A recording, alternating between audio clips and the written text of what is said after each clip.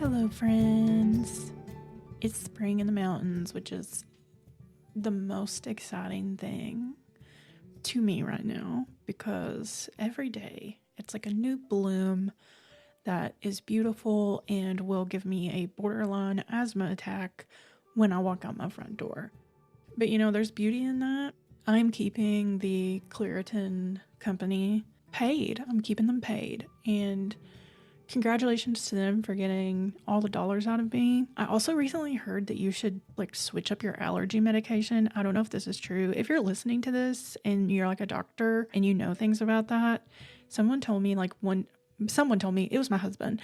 Okay, he told me that one day you're supposed to take Claritin, the next day you're supposed to take a different one, like Zyrtec or something. Obviously, we're not taking name brand. Just FYI, I don't know what the medical versions of those are. Those are big words. I don't know if that's true. I haven't been following that advice, but I am interested to know if you do know if that's true. Would that help me? You can email me and tell me. Now to what you're really here for. This week, I am speaking with Beth Howard.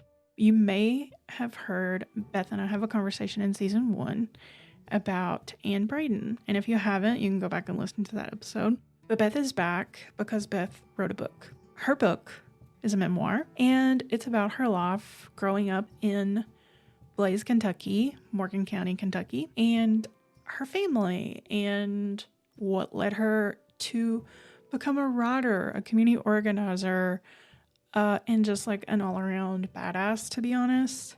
It's really, really great. I was lucky because I got to read it early, and I've just been sitting here waiting for it to come out because it feels like months ago that I finished it, and now I'm finally get to talk about it with her, and you all get to hear about it. So lucky you. So let's just get right to that conversation. I mean, you wrote a book. That's like a huge accomplishment. And also, just FYI for listeners, I guess I'll just go into it. But for listeners, this is my second returning guest. Yes, And, hi. and it's because someone else I know wrote a book. Yes. So your book is called Song for a Hard Hit People, a memoir of anti-racist solidarity from a coal miner's daughter. hmm And beautiful cover, beautiful packaging. Very Thank lucky you. because I got to read it early. Yes. Um, I'm interested in what was it like? Because this is a memoir.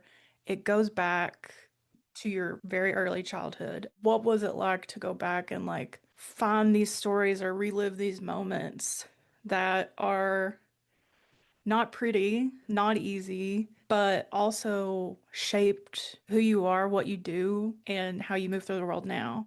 Thanks, Jess. Thank you for reading and inviting me to be a recurring guest now.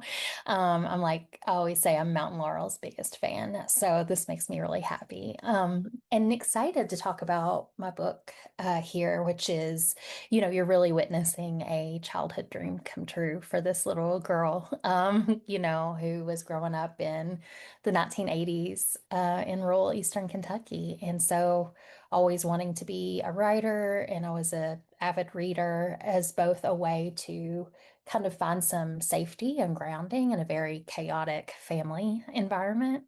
And also because I just think stories have always meant so much to me, whether that was sitting on, the porch with my grandparents and hearing stories. The stories that you're telling here on the podcast, or reading, or even songs and music that tell a story. And so, always just feeling like that's how I made sense of the world. And so, to get to write a book about our place, and my family and my role within it, is really a dream come true. And I would say, I wanted to be a writer since I was a little kid. And I think, like many of us, my student loans started coming in. I went to college to be a writer, and I didn't know what to do when I graduated, so I stayed and got a master's degree. But after that, I really was like, poetry is not paying my bills, and that made me very sad to say that and to admit that. But I also had to just start to face the reality that I had to start, yeah, paying back my student loan and I needed to find something for work, which led to a life of community organizing. And I always thought that, if I'm organizing, it's going to give me so much to write about. And it did later on, but in the moment, I was just working all the time. But I say that to say that being able to come back to these stories that I'd often kind of carried around with me has been just a really important gift. And it's taken 4 years to write this book. And at times, those stories were tumbling out of me in the beginning, honestly, because I felt like I'd carried them for so long and they wanted to be told. And I felt like also, the choice to write a memoir is a choice. I could have maybe tried to write a organizing manual, which had occurred to me at some point, or maybe some kind of hybrid thing. I hope to go back to poetry at some point, but I felt like if I could tell my story through a memoir using creative nonfiction, that it might be able to touch people or bring people in a way that, something that was maybe more of a historical piece of work or a theoretical piece or a manual just wouldn't. And I thought that my individual story would likely be very similar or echo so many young girls and women and others throughout our region who had similar struggles and strengths and joys and sorrows. And to show that my commitment to solidarity, to anti-racism, to, working class solidarity that's multiracial, to feminism, to all the things, is because I'm from Appalachia and it's because of the things I experienced growing up here and not in spite of it. Yeah, I think that's something that while I was reading the book, I was able to relate so many of my own experiences to like why I believed something that I believe now, something that happened in my past or something I experienced. And I think that's something that the book just does so well because even myself, maybe like 5, 6 years ago, if someone had told me they were a community organizer or that I was a community organizer, I would be like, okay, I have no idea what that means. And it's interesting that you thought about writing a manual because this feels like a manual, even though it's a memoir. And I think that's like one of the things that really I just loved about it because this moment in the book sticks out to me when you were talking about, I can't remember which job it was, but you were like, I'm a community organizer. Maybe this was your work in Florida. And Barack Obama at the same time was like about to become president, and he was a community organizer, and you and your dad were like, that's the same thing that I'm doing. I remember being like a young person in Appalachia and people being like, a community organizer gonna be president. And me being like, I don't know what any of this means. So then later, years later, when I hear about and I'm working with community organizers, I'm like, oh, this is work that no one has time to talk about because they're so busy. And your book kind of like breaks that down for people. Like, here's what it is, here's what you do, and here's why you do it. Was that like a main goal? Because at the same time, this book is so distinctly Appalachian working class. Like, this is a book written for our people. It just puts the work that people like that you do, people we know, work that I've done in frames it in a way that I think is just more accessible to people, which I've always felt like sometimes that stuff isn't accessible. So was that like a goal as you were going into the book, or did it just happen? Yeah, no, that was a goal. And it's interesting because, to the question of like, how was this to write it,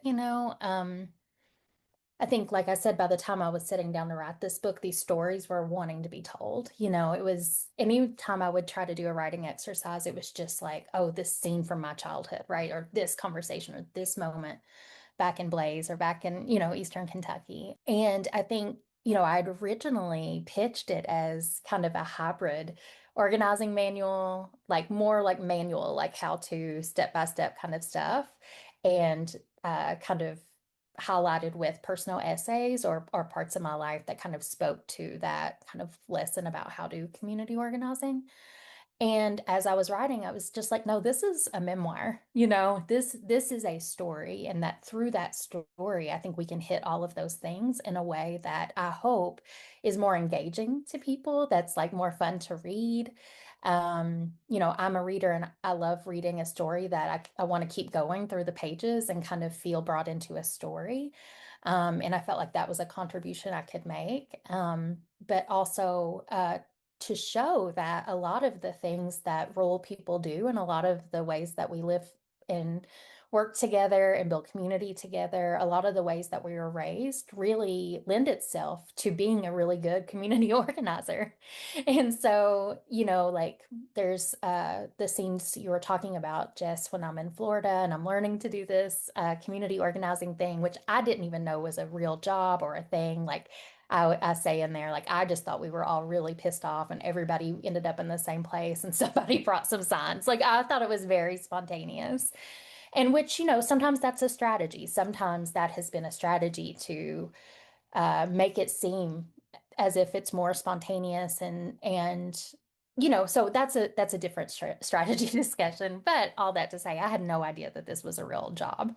And so then, kind of showing as I'm learning to do this and moved away from Kentucky and away from Appalachia to learn to do it, calling upon things that my mom would teach me about caring for others, or my grandmother who, were so good at emotionally being there with people when they were struggling, or my dad, who was this like very politically minded, like pissed off at injustice person, to kind of like bring that part of me out, or my grandmother Clella, my paternal grandmother, who was a teacher and deadly serious about being rigorous and learning and studying, and and bringing that element of my life and my family into organizing.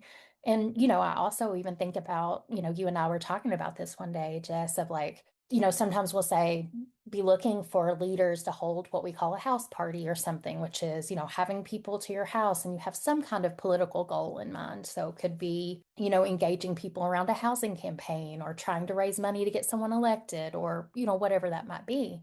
But like if you've organized a baby shower, if you've organized a birthday party, you can organize a house party and have a political meeting. We're so good at talking to strangers. I think Eastern Kentuckians and Appalachians are some of the nicest, friendliest people.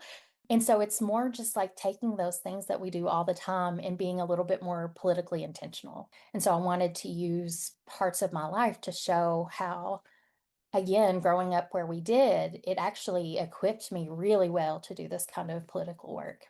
Yeah, I totally agree with you. I've found that throughout my career, like I'm always pulling back, like, and thinking about what so and so said when I was younger. Like, that's another thing about your book, like the characters, which I mean, it's your family members, but the characters in the book are just like I feel like I know them. Your writing made it so I felt like I knew them. And also your mama, that was a teacher. I was like, okay, so this is my Aunt Ronnie. Because I was like Totally. literally at her house, I had a student desk, like the old school desks, and I would like do worksheets. I was like, okay, I relate to that. It was just like so many things, so many characters. But back to the organizing part of being from here. There is this great story in here about you organizing when you're in middle school Yes. that I just love. You're organizing Okay. to be able to get a refill of water, Totally. which is insane. Like Totally. that's like a basic human need. And the lunch monitor is basically like, no. So Yeah. you do this organizing campaign, but the thing you say that stood out to me was you relied on one of the most basic organizing skills that all Appalachians have, which is shit talking. Totally. And you go into, you're like, I remember my parents or my aunts and whoever like Yeah. talking about their bosses and, their Yeah. job, etc. And it just like took me back to my childhood when I would go to my aunts and like my mom and my aunt who worked at the same hospital would just sit there and shit talk everybody, smoking Completely. cigarettes, drinking coffee. And I Yeah. was like, that is how we get things done. It is so real, Jess. And this goes back to I didn't answer this before because I kind of got off. I'm excited to talk and got off on a tangent, but within this, I want to say about the accessibility piece, right? And that the very, people at Haymarket said, how do you want the book to feel? Like, how do you, if you could describe it in a feeling or how you want people to feel. And I said very heart forward, right? Like a love forward book, one that I hope makes us feel really proud of us and also meets with more softness and accessibility than I think a lot of on the left, I think we have a habit of just making things very theoretical and very academic and kind of over people's heads at some level. If you're not in this very specialized, philosophical, theoretical kind of framework, or if you kind of don't want to nerd out about all that stuff, like it can kind of feel like you have to know secret words or kind of be in this specialized language or club to belong. And so I really wanted this to meet people where they are here in our region, and to feel so loved and brought into something, and to see that all kinds of things that are happening in our lives are us organizing. Whether again, it's like not like even these shit talking conversations, right? They're very agitational, but it's like if we don't necessarily have a political goal to put on them, we're just venting, right? But it's like we can have those conversations and then kind of be like, okay, well, what are we going to do about it? Right? Are we Yeah. going to unionize? Are we going to, confront somebody? And I think I think all of it's useful. I think shit talking and letting off steam at work is like one of the biggest relationship builders for working class people ever. I have never smoked, and I've always hung out with smokers on smoke break because that's when the best gossip happens. That's like when people are pissed and they're going to talk about it. And so, anyway, I just love kind of writing that because I just knew how to do it. I was like, this is working class people's smarts. We're very smart and savvy. And I think this is one way that that expresses itself is to kind of have a really clear power analysis at work to say, we're the workers, and here's who's in charge, and here's what they're saying, and the bullshit that they're doing, and we're not going to take it, right? Absolutely. Yeah. Any sort of labor strike, that's how it got started. Mm-hmm. It's Mm-hmm. people being like, Absolutely. we're just like shit talking the boss. But Completely. it made me think about my mom was Yeah. in a union really, I think I was like, this would have been 2001, 2002, but I remember she went on strike before all that happened. I just remember how many like they were like meeting together and like being like, we're not taking anything less than Oh, this. And yeah. stuff like that. And it just, yeah, I was like, oh, that was such a moment for me. So it was just like, it was so cool to just be able to read this and like I said, like the accessibility piece is just so huge. This is exactly what so many of us are like thinking and feeling and doing. Yeah. And we're not putting, these academia words to it.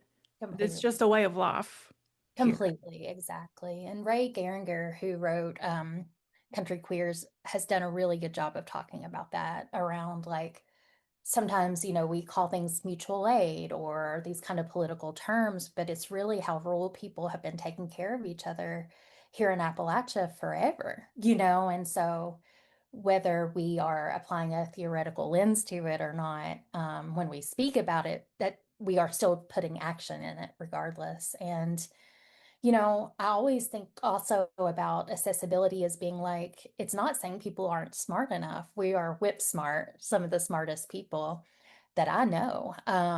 But it is about not putting kind of a specialized vocabulary or kind of you're in or you're out. And either you talk about it this way and you think about it this way or you don't, but more so being like, if working class people don't like organizing is a working class tool, and Yeah, therefore we can easily talk about it from our working class experience, right? That's easily do that. And I think that that's an important skill for every organizer to have is to take a thing and say it in plain speak, right?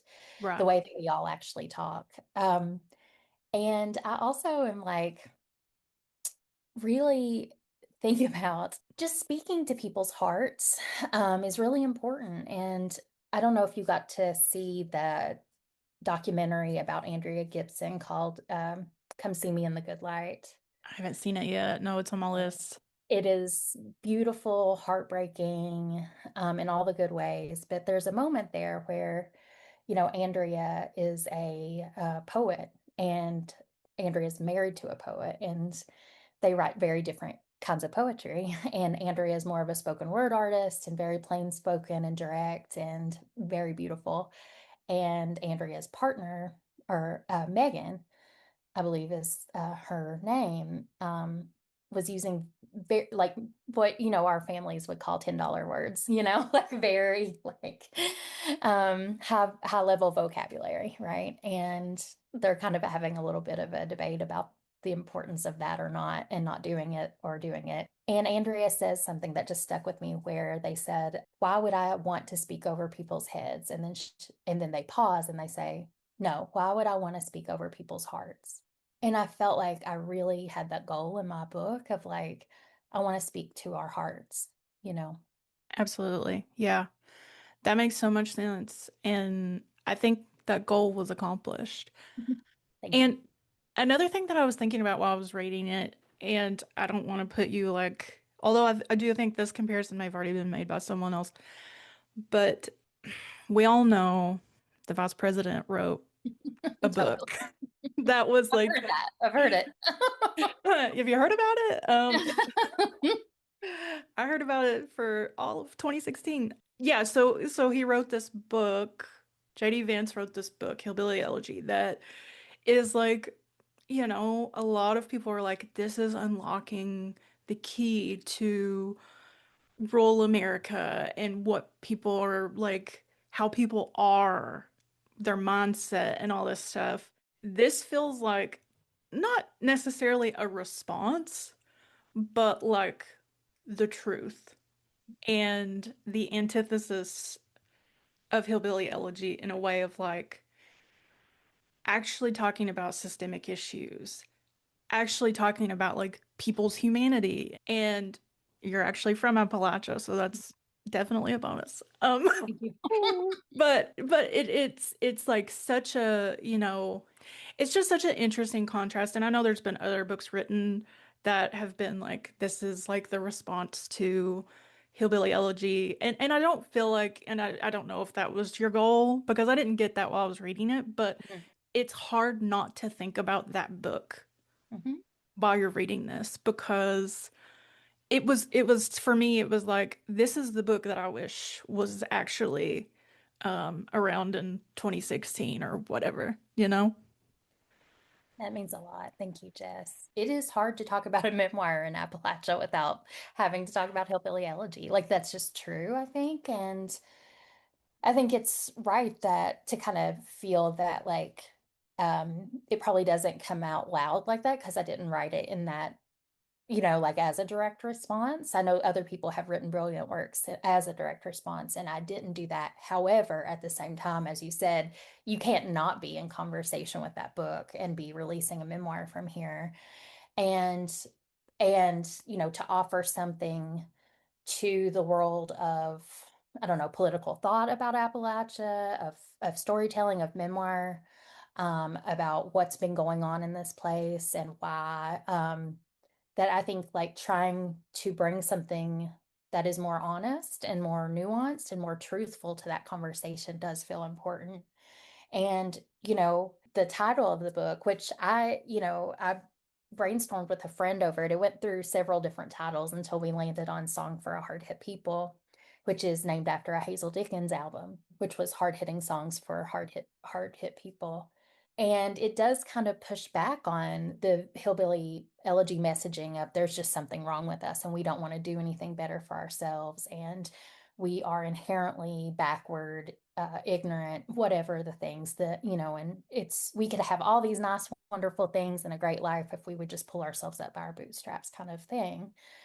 So saying like, this is not an elegy, this is a song, and it's a song for people who have been hit hard by outside forces, right? That this is not our doing. The systems in place have hit us hard. And here we are trying to survive, trying to organize, trying to love each other, hold our communities together, when everything outside of this region seems that if it's in place to make sure that doesn't happen. And then when we are experiencing that kind of trauma for generations, how does it impact and affect us? What choices does it give us? And within that, though, what opportunities for solidarity does that give to us? As my family is, working class white rural people. And so, as working class white rural people, how can we take a lot of the economic struggles that we've experienced, a lot of the misogyny, a lot of the oppression and harm and connect that to Black people, to immigrants, to other people, LGBTQ community who are experiencing these same struggles from these systems, and try to demand something better. Whereas I feel like a lot of, right-wing forces and billionaires who are aligned with authoritarianism, and authoritarians are taking that kind of suffering that we experience, some of which I lay out in the book, around economic struggles around housing and food and trying to take care of kids and having to work all the time at jobs that aren't paying you anything and aren't giving you health care and on and on. And the right wing has been very good at speaking to our people and saying, yeah, you're hurting, you're struggling, you're economically suffering. Well, you should blame immigrants for that, right? Or you should blame Black people, or somehow it's trans kids' faults, and like getting us to fight each other. And I think a book like Hillbilly Elegy just feeds into that and really wants that to happen. Whereas I hope my book is really, yeah, an antithesis to that and really pushes back on that. I also think of the way that the differing ways that you treat the characters that being your family Mhm. and the amount of grace that you give to people, which I also think is such an Appalachian trait. Yes. I once had I once had a pastor tell me that I gave unending grace to people that didn't deserve it, and I was like, Mm. okay, if a pastor's telling me this, Totally. well, Totally. I need to get it together. But yeah, that was just like something that stood out to me that's like so quintessentially part of our culture. And I think it's like something that we all struggle with a little bit, right? The guilt that comes along with, and you talk about that a lot too, like the guilt that comes along with maybe like not meeting the expectations of family. You talk about this specifically when you're talking about, so I think it was your dad needing your help. And Mhm. it was like, do I do this and kind of up in my life for it? Or do I, go ahead and like not up in my life Yeah, and go on with what I'm doing? And you do make a choice that is so, what I like when I read it, I was like, this is so quintessentially Appalachian completely. Yeah. because, because it's like you're doing this out of like how you feel about family and people Yes, completely. and like distinguishing how those emotions over like what guilt is just Completely. like such a struggle for all of us. It is. Yeah. Yeah. And I just appreciated that so much in the book, like in how you talked about it, because it was just, yeah, I related a lot. I'll just say Yeah. that. Yeah. And I think, so the scene or the moments we're talking about is Jess and I are trying to balance not giving too much away, but also talking about what's happening in the book in the sense of my dad gets sick and I'm trying to make a decision and I'm living in Florida of like, am I going to move home and help my dad or, which would require me leaving my fiance, my job, like my whole life that I'd built for myself, to come back to take care of him and to kind of do for him what he couldn't necessarily do for me or my brother, and so as you read the book, you'll see a lot of his struggles with addiction and violence and just all kinds of things. And so this kind of also goes back to the kind of antidote to Hillbilly Elegy and like what kinds of stories we're telling about people in this place, because I really wanted to show us as we are in a very nuanced way, in a very complicated way of, I've kind of participated or watched kind of both things play out where we have something like Hillbilly Elegy that is very disrespectful and exploitative and is like kind of, yeah, stripping people of their humanity, kind of bringing out the worst about the region and how people don't want any better and they're not going to do any better for themselves, et cetera, et cetera. And then I've participated in and I've seen some of us swing really hard the other direction to kind of say, there's no problems here. We are all happy and wonderful and we're all quilting on our mama's porch and we're, like nothing to see here. And my reality is it's somewhere in between, right? And that Hmm. we are all, like we were saying, hit so hard by these systems that it doesn't always allow for us to be our best selves or to have the kind of choices in front of us that we deserve. And so I very much see that with my dad, who is the I would say the second main character after me, and kind of my relationship with him in kind of balancing the ways he hurt me and my family, and also how much he loved me and how much I loved him, and how much the things about me that I like are often his traits that he gave me or things he taught me.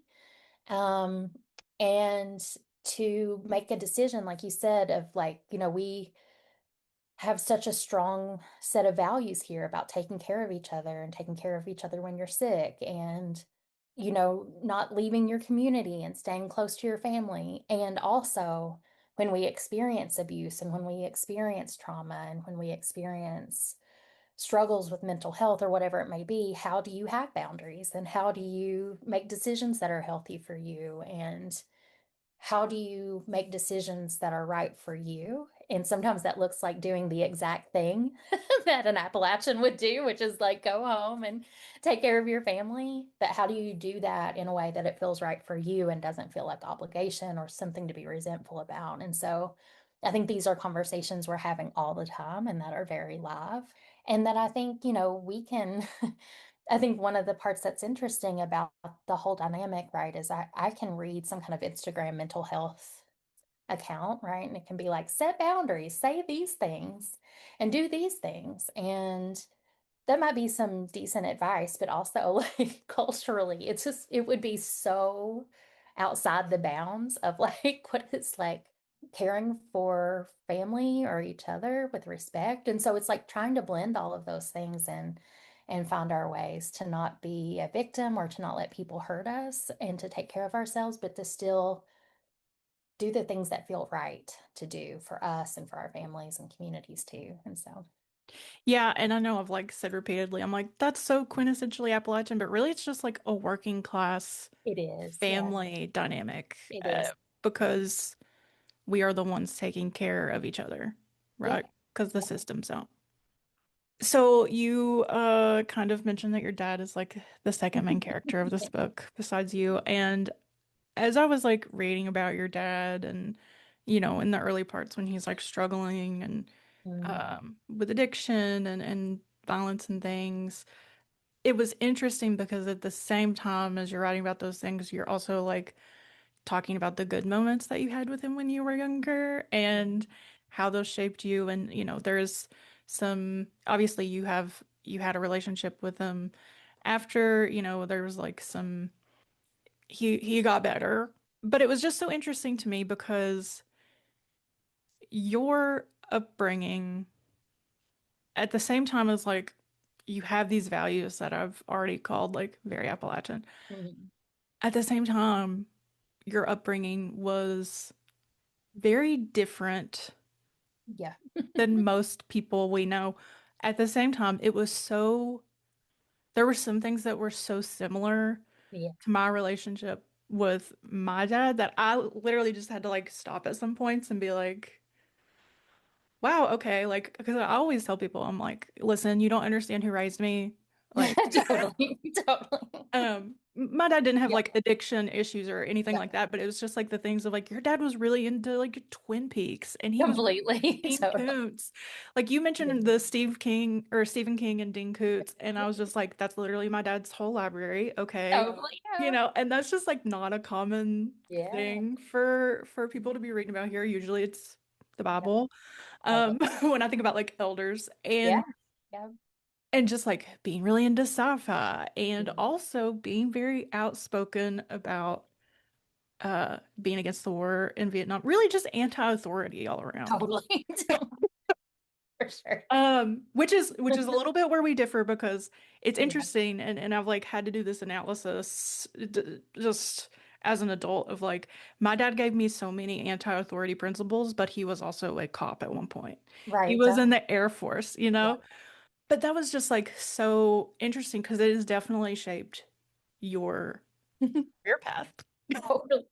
Yeah, and I think what you're pointing out, which I'll speak to my dad and this, but what you're pointing out, Jess, about the complexity there between like your dad held these values and was very like working class, like clear authoritarian, also was a cop. Like these are a lot of the situations that our people are put in because these are working class jobs, right? And I kind of go in there into the book a little bit about the prison coming into town. And this is our, working class people are kind of pushed into these jobs and in a way that is by design, but also like doesn't mean it's all of who they are, right? And that we hold all kinds of different views. And I really wanted to bring that to life in a lot of the characters in the story. But yeah, my dad, I make a joke in there that people would say, I'm pretty sure aliens like just dropped your dad off here in Blaze. And like, he's such a like rebel for his time and place. And I'm really lucky about that. I feel really grateful. And like, I think he was a working class intellectual, and again, didn't have like, I have higher degrees than he ever did. He didn't get a college degree, but smart, very, very smart, very sharp, very curious and wanting to understand and very creative. Like, even though he didn't necessarily channel that into writing himself or like art in those ways, like incredibly, huge appetite for creative things like yeah surrealist like film and independent films and weird like new wave 80s music and all of these things and also very politically minded, an avid reader and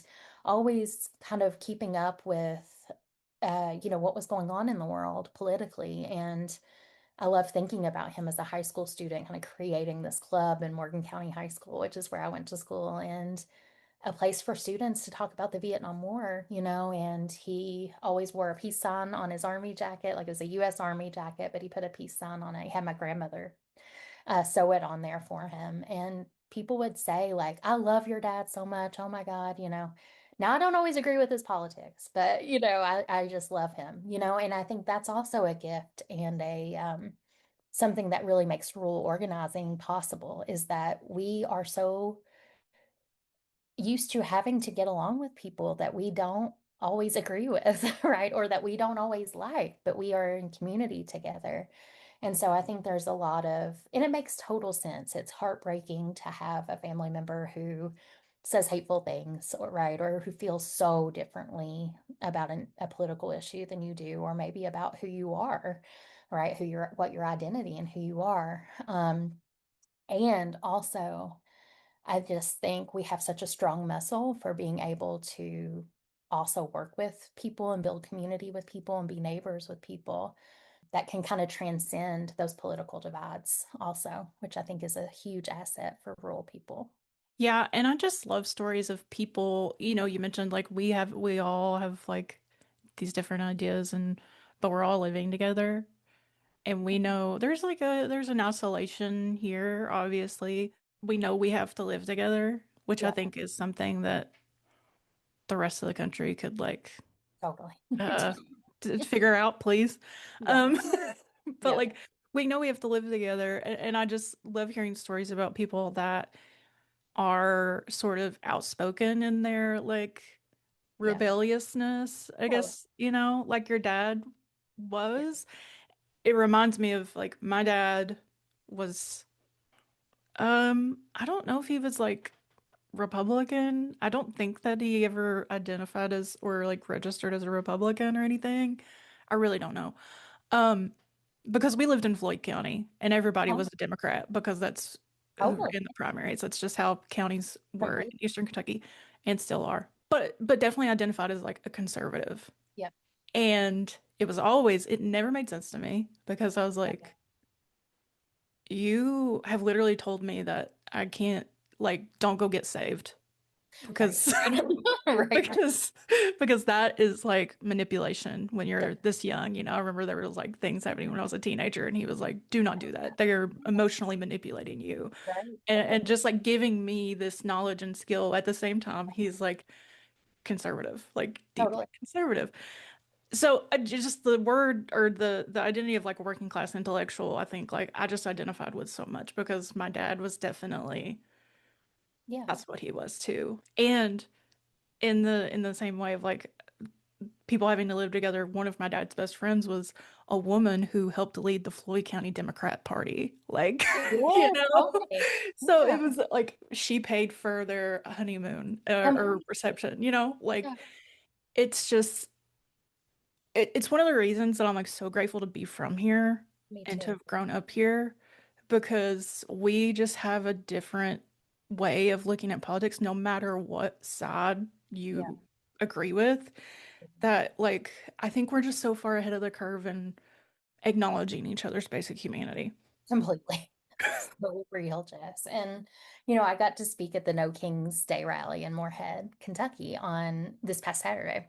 And I have always been a behind the scenes organizer until the past, I don't know, 4 or 5 years, just being more of a writer and speaker. But so I've never spoken at a rally like that before. And so it was really sweet that like my people invited me and, I can I hear all of the critiques about the No Kings Day and all of that kind of stuff. And I have hopes that, this will continue to build and like become more and more towards a general strike or something that we really need to do to take, to stop what's happening in our country. And also, it was like the best, most hopeful experience that I had. And I mean, this is small town Eastern Kentucky. Over the course of 2 hours, there were 300 people there in That's rural awesome. Eastern Kentucky. There were only 8 people on the opposite side for Trump. And um, I, ran into someone I grew up with out in Blaze, or I mean, he was older than me, but still was like, "Oh my God, are you Scotty's girl?" And just like I ran into one of the characters in the book who I hadn't seen in years, who was my dad's hospice doctor, who was, an angel in my life. And there, people were wearing camo, like a young person took the mic and was like, the only thing I know about speaking on a mic is from Stone Cold Steve Austin. I was like, hell yes. Like there were like big trucks and like hooting and hollering, like, a big truck went by, and rolled their window down and was like, no war, hell yeah, and it was just so wonderful, to just be like, and so many people were speaking from the mic and saying, I'm from Appalachia, and having a really clear class analysis about that. And I would say I got invited by at least 5 different groups to take an action, to take a next step with them, to show up to their meetings. People putting, asking me to sign up on a clipboard or putting a card in my hand or a flyer or something and asking me to come to their meetings. There were like older white women who were calling out the cops for signing agreements with ICE and for, harassing people. And they just did not give a damn, if anyone got pissed about it. And I was just like, this really is so exciting to me and inspiring to see that we're always out here, just like being rowdy, like for a good reason, and that more and more and more people are willing to take an action and maybe even have changed their minds. There is this part in the book that I would like to read. And I think this is like the perfect time to read it too, because it's very relevant for where we are right now politically. This whole book really is. But this is when you were working in the prison at West Liberty and you were helping prisoners get ready for release. And that meant, like, what were they going to do after they get released? So, this is what he wrote.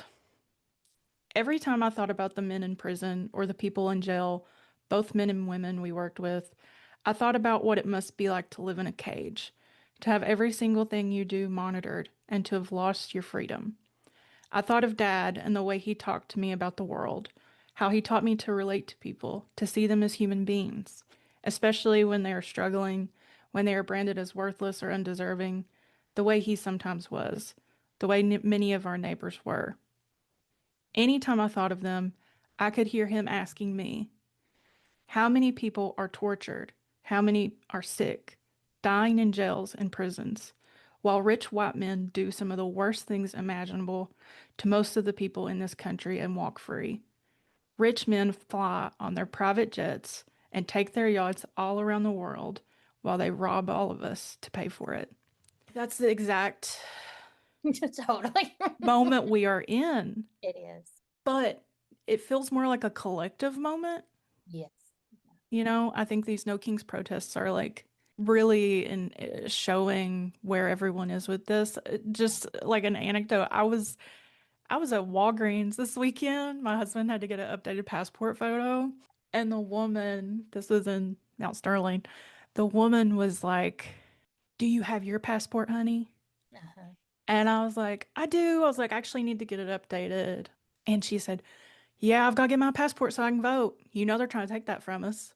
Mm-hmm. Yeah. And I was like, "Yeah." I was like, "I don't really." I was like, "I've tried to understand what's going on." She goes, "Well, honey, I'm getting my passport. I'm saving up for it because they ain't gonna stop me from voting them out." Oh, And I was like, "Okay." Like, I was not, it's not an interaction you're expecting to have, yeah. but I think we're at that point where there's just like this collective Mhm. rage, It, know?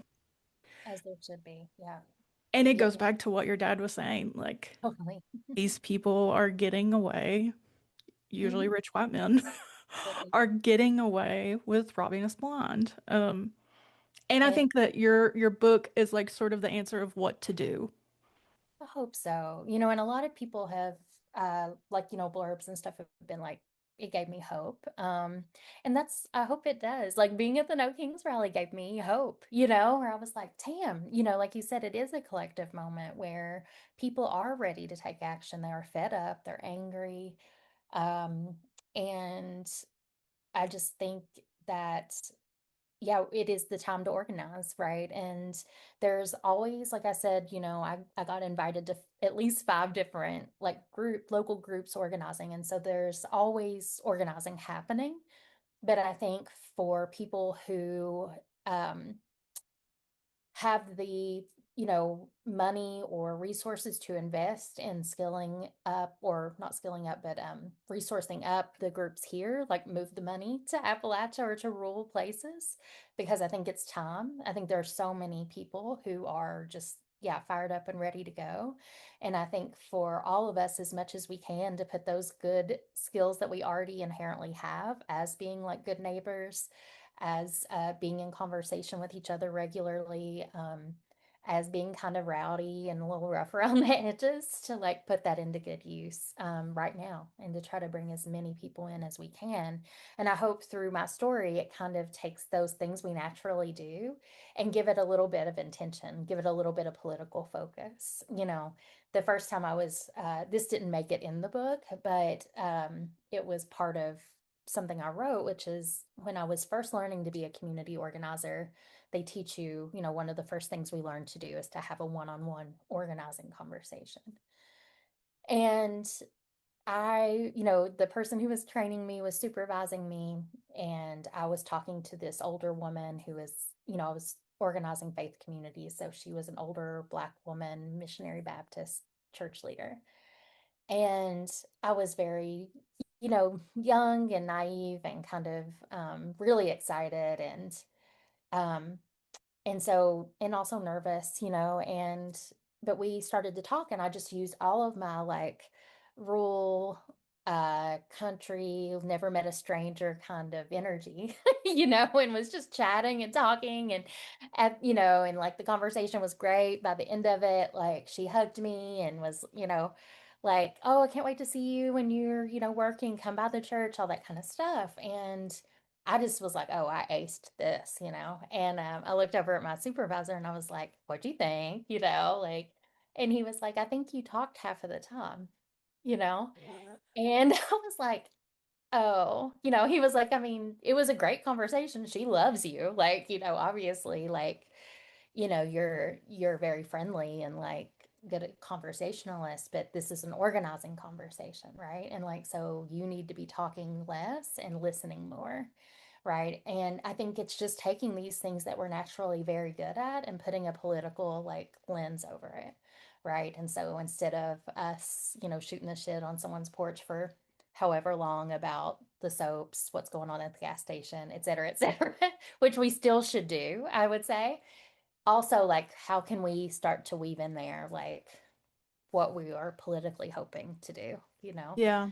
what's happening now, and then what we could do about it. So, Yeah, absolutely. Well, I love the book. I can't say enough good things about it. I hope everyone pre-orders it yeah. or yeah, I think this episode's going to come out before it is officially out. It comes out April 21st. Yes. Yeah, so the book is released officially on April 21st. It is already like arriving from the warehouse into different bookstores or sellers, and so some of them have made their way to people's mailboxes early. But the official release date where you should be able to walk in anywhere and buy it is April 21st. There is still time to do the pre-order package through Coffee Tree Books, which is in Moorhead, Kentucky. It was a different location and different owners, but it was my childhood bookstore. And so it means a lot to me. And we're going to have the kickoff event there on April 21st at 6:30 p.m. But if you pre-order through them, which you can find the link on Coffee Tree Books website, you can get a special edition book themed red bandana, some stickers, and I'll sign the book. And I hope to see you out on the road. I'll be in Hazard. I will be in Moorhead, Louisville, Lexington, Charleston, West Virginia, and Morgantown, West Virginia, Western North Carolina, and Asheville, and some other places, and more to come. Also at the stops in Appalachia, there will be Yeah, a Mountain Laurel zine that's if right. people want to check that out. That will be at the first stop in Moorhead and then in the following Appalachia stops. If there's some, like, hopefully there'll be some that can also go up Yeah. to other places. I know you're going to like New York and Yes, I was like talking to our fellow Appalachians, but I will be in New York City and Chicago, and in September we'll be out in California in the Bay Area, but that'll be awesome. more TBD. But the New York and Chicago stops are on the link of tour stops. So Have fun on your book tour. thank you, and I'll see you there on some of them. Yeah, yeah. I'll be at the Yep. Moorhead stop for sure. That's like so close. That is our bookstore. That's our bookstore. Totally, it's my Yeah. favorite place. I love it.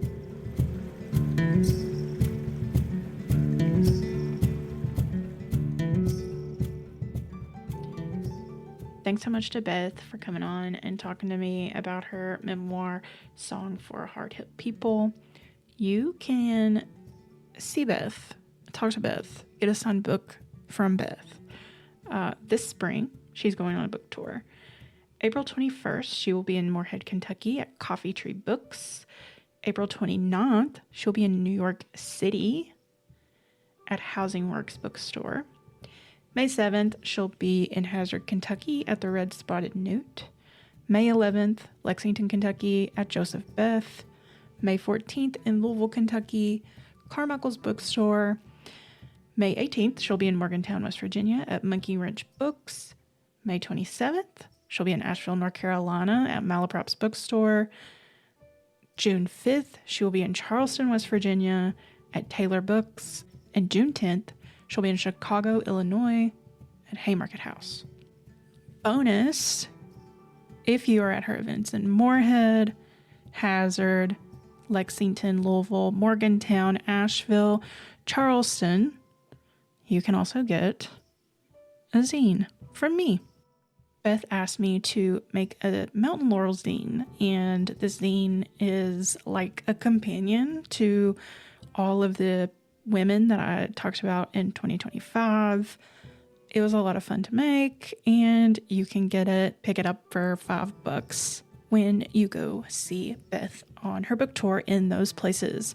If there are some, extra, she'll also have them in New York and Chicago, but I am prioritizing the book stops in Appalachia. Hopefully soon I will have it up on my big cartel store. I'm very new to this kind of thing, but where you can purchase it there and I'll mail it to you and you can have it. So thank you to Beth for both coming on and for taking a little piece of Mountain Laurels with her on this book tour. It's very exciting to me. On that note, you can follow me on Instagram at Mountain Laurels Pod. You can also follow me on Substack. And I think that's all that I have, Instagram and Substack. I know I have other stuff, but like those are the things that I actually take time to get on. I'm sorry. The TikTok is not for me, but bless you all. I really appreciate the people that follow me on there because I always get emails about it. And I'm just like, sorry, you're not going to get anything else. I'm a little freaked out about the government owning it. So that's where I am with that. And as always, thank you to Kenny and Hayden Miles for my theme music, Hayden Miles for the episode art. Also, thank you to the Kentucky Foundation for Women for helping sponsor this podcast. And I'll see you next time.